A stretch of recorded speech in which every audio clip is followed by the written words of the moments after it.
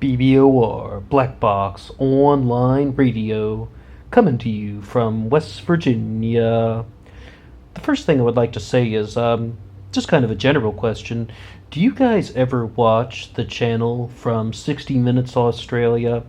I'm not sure why, but that one always comes up in the suggested links and the recommendations that they have here on YouTube. 60 Minutes, but from Australia. I rarely watch it, but one of the things that they were really encouraging me to check out was a special they did on Jeffrey Epstein's international sex ring. So I gave it a watch, and I decided to learn a little bit more about that, and also found some other sources online, not to mention the entirety of the news that we've had going on since last summer about Jeffrey Epstein and Epstein's suicide and just everything involving that particular situation. So what can we say about a lot of these things? A lot of people are going to be looking at the Epstein case, and you've perhaps seen the memes on Facebook. Epstein didn't kill himself, but I think there's a much larger message in all of this. And Jeffrey Epstein, of course, was someone who was practically a billionaire. He was a hedge fund manager, and he was a clear example of how people who are rich and powerful act like the law does not apply to them. But what the thing from Australia was really trying to show was that there are a lot of very much overlooked details with this, and particularly the sides of the victims. Even after Epstein's suicide, so many people were just saying Epstein didn't kill himself. They're making their barrage of memes. But what they were really trying to show is how these things functioned. And in Florida, they pretty much had people going into trailer parks, going into some of the low-income neighborhoods, and they were approaching young girls, and they were asking them, hey, do you need some money or something? And they have people who are actually kind of good at networking with this stuff, other women, I believe. And when you watch things like Sex in the Suburbs, or some of the other, even just the MSNBC documentaries that they would put out, they had some out a couple years ago, they talk about this, how women often become the recruiters for male predators. Like, they really use women to lure victims into their web. And we've mentioned this during some of the serial killer uploads. You could see it possibly in maybe the Boneyard Killers, but definitely in the case of David Parker Ray with his girlfriend Cindy Hendy. They use women to help lure victims into the sex ring, or just to lure victims to a predator, as we mentioned, like even serial killers when it's just one person. Okay, but the thing is, though, a lot of the gravity of the situation really got highlighted in the special from Australia, from 60 Minutes Australia, that is, because they're talking about 8th graders and 9th graders, 8th grade and 9th grade girls, people who are 13 and 14 and 15 were being pulled into this. And one of the things is, though, Jeffrey Epstein is dead, but many people whom he was associated with, who were attending his events or who were in his address book, are not really getting a lot of heat from this. Yeah, okay, Prince Andrew got a little bit of embarrassment in the media, a little bit, for about 2 days, then most of the media kind of turned away from him, and it seemed like he just stepped back from private life. But it seems like he was a very frequent attendee of things that were involving Jeffrey Epstein, as well as interacting with underage girls. The way they would describe that is, as we mentioned, someone would go into a neighborhood, and then they would tell a girl that she can perhaps earn $200 by giving a massage to an older man. All she has to do is give the massage. And then they would mention that during the first time, Jeffrey Epstein would often expose himself. During that, he would pull off his towel, and then he would start to masturbate in front of them. Sometimes he would try and touch them. Sometimes on the first time, he wouldn't even go that far. On the first time, slowly building up what he would do to the women, kind of like testing the waters, for lack of a better term. And I know this is horrendously disgusting stuff, but this appears to be how Jeffrey Epstein was operating. And they said, though, it's like if he could have 3 different girls a day, he would, depending on how many they could recruit. And this really just goes to show you there really is a darker side of people who have money and power. And the dark side is they act like they are above the law. And you see this very clearly from the sentencing, because Jeffrey Epstein was at first just sentenced to less than 2 years in prison once this whole thing came out. But the thing was, he was allowed to leave prison for 12 hours a day, spending time in an office building. He was even allowed female visitors. And, he's out of jail 12 hours a day. It's like it's barely even a sentence at all. It's like, okay, so he has to go there to sleep or something and just spend a few hours there before bedtime. I mean, that's really barely even a sentence. And of course, the reason why Jeffrey Epstein committed suicide is because he was then facing life in prison. But so much of the focus became on the possibility that Epstein took his own life as opposed to what was really going on with the victims. And someone left a very interesting comment, and I don't believe it was on 60 Minutes. I was also watching the coverage from the Miami Herald, and what someone was saying about that is, well, hey, if Jeffrey Epstein was tied to so many of these major political players and major financial elites, why aren't the victims going after them? I mean, they're people, who openly say that they were involved with Prince Andrew, and he might not be able to be prosecuted in the United States immediately. But what about the people who say that they knew Bill Clinton, the people that say they were involved with Donald Trump, or the people whom they say that they were involved with whatever person, whatever individual that sexually assaulted them, or that they were pulled up in this sex ring? Because there are a lot of victims. And they even went to show that one of the victims was serving 3 years in prison because of a prostitution charge. So it's just like, it's absolutely just, it's a case of justice not being served. That's what you can really say happened with Jeffrey Epstein and the sex ring. And it really goes to show you that someone who is in an elite circle can bend the rules.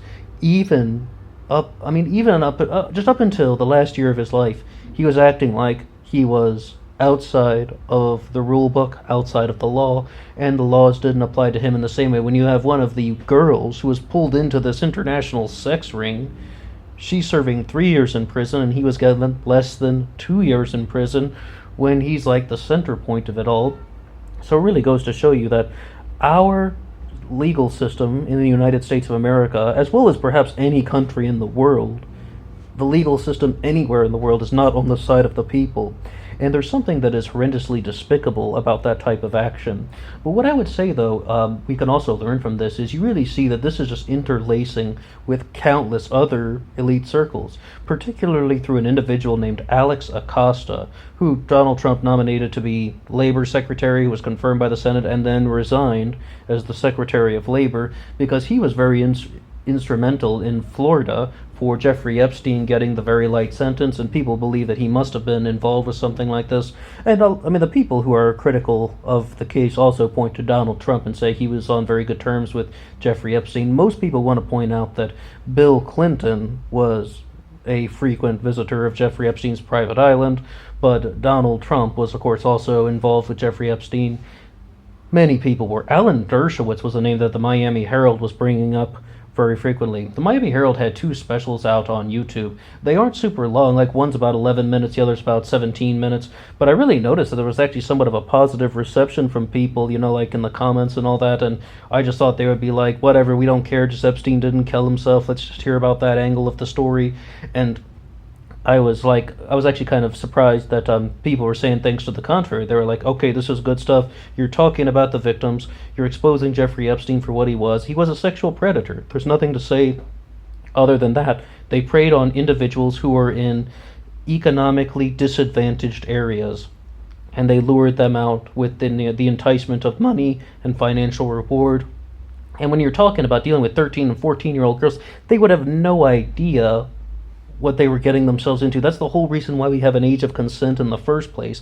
It's the whole reason why there are laws on the books that are supposed to be protecting them, but they really saw that their abuser and the person who involved them with not only sexual abuse but also sex trafficking, it really goes to show that justice was not served for them. But the laws are supposed to protect them, and they failed them. But the other thing we really have to be aware of is elite pedophile circles do exist, and that's one of the kind of conclusions that we've come to following uploads on this channel, like making the stuff here on Black Box Online Radio, because I was very skeptical of a lot of this when Pizzagate came out and Comet Ping Pong. I was very skeptical of all of that, but one of the things that I will tell you after going through various cases on true crime is that elite pedophile rings do exist. And we talked about Bohemian Grove earlier this week, and one of the things is, okay, maybe we can downplay some of the satanic rituals that are actually being performed at Bohemian Grove, but they don't seem to deny, even the people who are working there don't seem to deny that, yes, okay, there's lots of prostitution going on, there is lots of sex trafficking going on from all over the world that is heading toward Bohemian Grove. No matter what source that has been looking to that has been reporting that. And even if to get into some harder evidence, when we were talking about the disappearance of Madeleine McCann from Praia da Luz, Portugal back in 2007, one of the things that we've learned is that there are elite pedophile circles in Europe. They can use the dark web very carefully. They have websites that you cannot access unless you're given the URL that are very difficult to trace, and the police are investigating this stuff. And when we were covering the 8-part miniseries on Madeleine McCann that is available on Netflix, The Disappearance of Madeleine McCann is the name of it, they were just showing how the detectives go about tracking these elite pedophile circles that are available on the dark web. These things are real, and Jeffrey Epstein was just another player in this very sick and twisted game. And it happens all over the world, really. And when I was reading some stuff about 10 years ago on human trafficking, I found that Switzerland in Europe is actually a central hub for human trafficking. Not so much that people are being trafficked to Switzerland, but because it's in Central Europe, it becomes the kind of gateway and exchange point, and not that many convictions came out of that. And once again, I read that stuff about 10 years ago, so I'm a little hazy on it, but I was just so surprised that it's like people were coming not only from Europe. I mean, you would think, oh yeah, they're just bringing in people from Eastern Europe. No, we're talking about people from Africa, the Dominican Republic, all over the world, and they're getting trafficked around. And it sounds absolutely evil, but it's just that no matter how many times someone, no matter how good a drug is, like the blue meth on Breaking Bad, people use drugs one time and then it's done. But the reason why people get involved with human trafficking is they can use a person for a sex act more than one time. It's absolutely disgusting. It's absolutely pure evil. But that's why people resort to this type of evil, because it is very profitable to traffic human beings. And I mean, we just have to crack down more on this stuff. But at the same time, as you see, there is so much power involved behind these things. I mean, these people who are operating on the dark web and the elite pedophile circles, they have the money, they have the power, they're the ones making the laws. And if they aren't the ones making the laws, they're people like Jeffrey Epstein who are connected to the people who are making the laws. In short, evil is operating behind closed doors. This isn't some really crazy conspiracy theory. This is more just about how the law is not always on the side of the victims, because the people in power are doing very evil things that they can get away with because they have the power. Power corrupts. And I don't think that that's a very controversial statement. So in conclusion, I say though, I mean, I highly recommend that people check out these specials that they did from the Miami Herald. I haven't seen the ABC News stuff because it was absolutely panned by everybody. They did not like the coverage during that ABC special on Jeffrey Epstein. But of course, you can also check out the 60 Minutes Australia thing. I think it's good to hear the voices of the victims, because one of the only things that they have right now is to give their voice and to try and share their side of the story. And when you see so many people coming together and giving the same narrative, they're telling the exact same thing. This is how they were trafficked. And you really see that people are preying on the individuals who are in a lower income area with the enticement of money. And it's a sick, disgusting, messed up world. But at the same time, it's always important to know the truth. I will listen to anything you have to say in the comments section. If you like this upload, you can hit the like button. And if you want to contribute to anything in the discussion. And what do you think? Did Jeffrey Epstein kill himself? But the bigger question is, what do we do about power and corruption? Challenge questions for the day. Until next time.